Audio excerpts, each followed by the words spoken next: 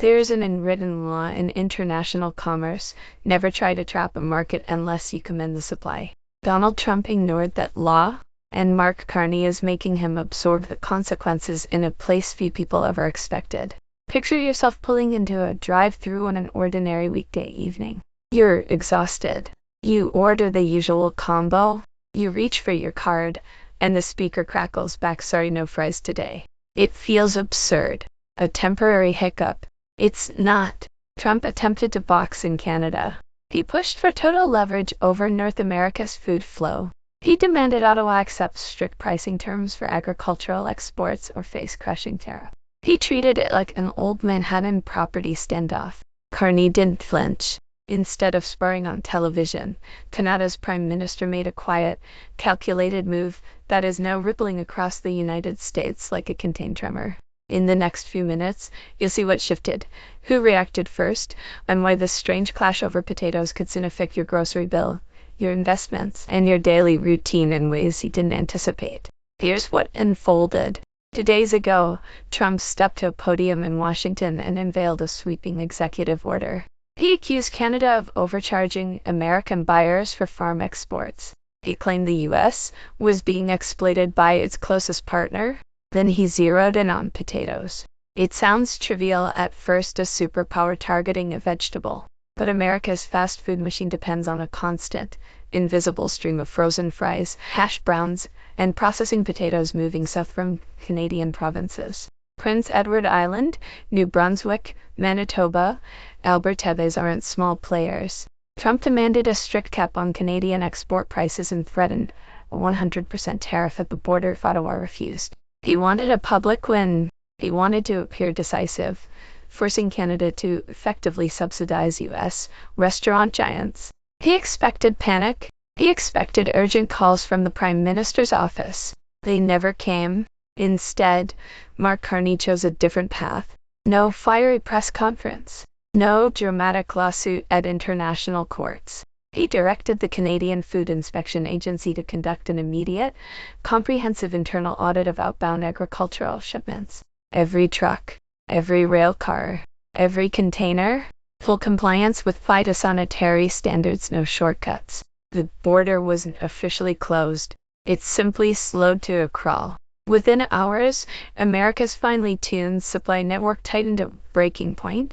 The U.S. food system operates on precision timing. Fast food chains don't stockpile weeks of inventory. They depend on just-in-time logistics. The fries on your tray Friday likely crossed the border Tuesday. When refrigerated trucks stopped entering Maine, Michigan, North Dakota, the countdown began. Today, major restaurant brands are scrambling. Distributors are issuing urgent alerts about looming shortages. Franchise owners are opening freezers and finding empty space. Trump believed he was applying pressure to Canada. Instead, he froze a major segment of the American fast food industry overnight. You might think it's just potatoes. Surely the U.S. can grow its own. How serious could this be? The numbers tell a harsher story, and they lean heavily toward Canada. First, volume. Americans consume an enormous quantity of fries, and a substantial portion originates in Canada. In recent years, Canada has exported roughly $2.7 billion in frozen fries globally, most of it destined for the U.S., at hundreds of millions more in fresh potatoes. Companies like McCain Foods and other Canadian processors dominate the global fry trade. Nearly 70% of Canada's potato output is dedicated to processing. This is a side operation. It's a multi-billion-dollar system engineered around American demand. Trump assumed the U.S. market was Canada's only lifeline, and that farmers in Idaho or Washington could instantly compensate. Agriculture doesn't pivot overnight. You can't conjure millions of tons of specialized processing potatoes with a snap. Second, the bottleneck. At crossings in New Brunswick and North Dakota, miles of refrigerated trucks are idling, engines humming, exhaust lingering. They aren't barred from leaving. They're waiting for meticulous inspections, soil checks, microscopic pest screenings, paperwork verified line by line. Under WTO rules and existing trade agreements, Canada has every right to enforce food safety standards. Legally sound. practically devastating. Its bureaucracy deployed as strategy, and Washington has limited options without breaching its own agreements. Third, the market reaction. Wall Street felt the shock immediately. Within a day of Carney's directive, major fast food stocks slid. Investors understand something Trump appears to underestimate. Fast food runs on razor-thin margins. The burger brings people in. The fries generate the profit. They cost pennies to produce and sell for dollars.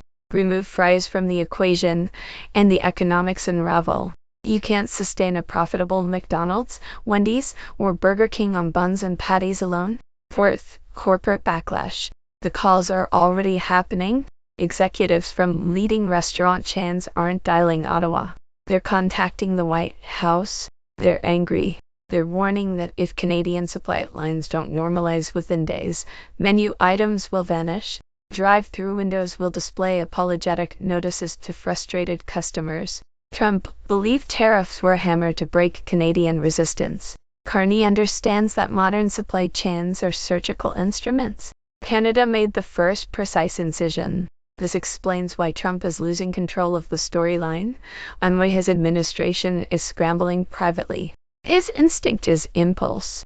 Identify a problem, raise your voice, threaten tariffs, expect compliance. The tactic might have worked in 1980s real estate negotiations. It doesn't translate cleanly to a hyper-connected global economy. You can't intimidate a supply chain. You can't pressure perishable products stalled in transit.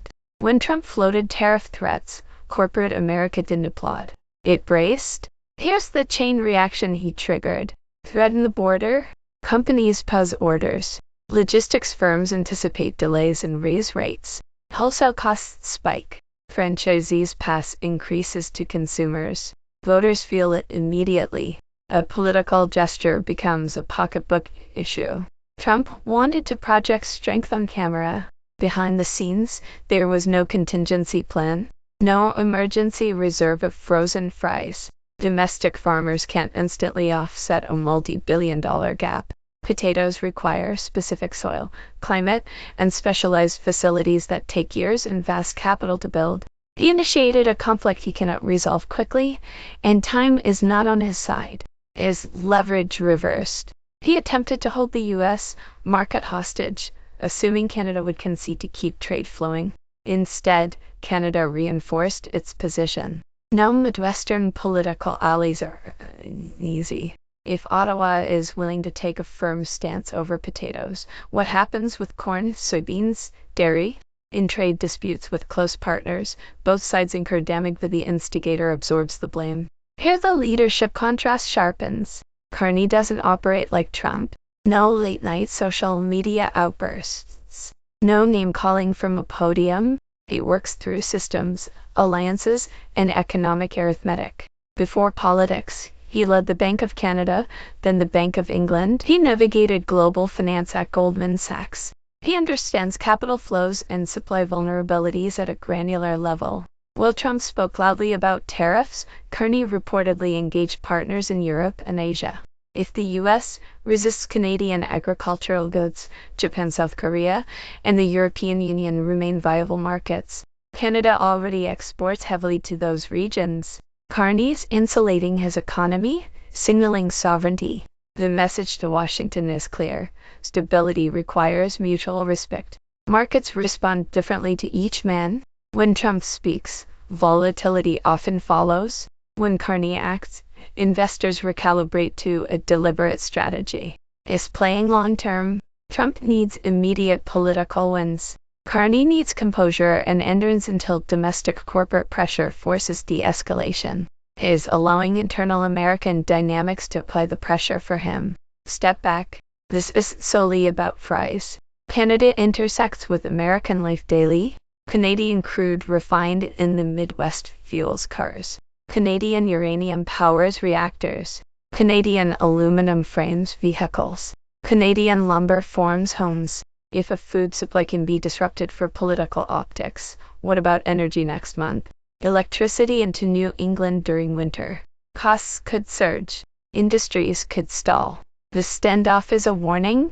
Alliances aren't ceremonial documents. They're the threads that keep essentials affordable and available. Cutting them recklessly carries consequences.